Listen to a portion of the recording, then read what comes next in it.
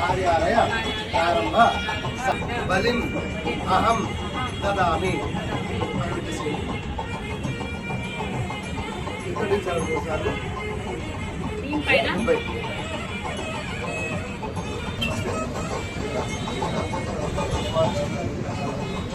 Kukatpally police station పరిధిలోని KPHB metro station కింద నూతన పోలీస్ అవుట్పోస్ట్ను ఘనంగా ప్రారంభించారు.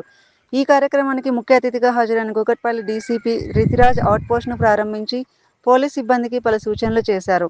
ఈ సందర్భంగా డీసీపీ రితిరాజ్ మాట్లాడుతూ కూకట్పల్లి కేపీహెచ్బీ పోలీస్ స్టేషన్ల పరిధిలోని జాతీయ రహదారిపై ప్రజల నుంచి ఇటీవల వచ్చిన ఫిర్యాదులు, ట్రాఫిక్ సమస్యలు, భద్రతా అంశాలను పరిగణలోకి తీసుకుని ఈ అవుట్పోస్ట్ను ఏర్పాటు చేసినట్లు తెలిపారు.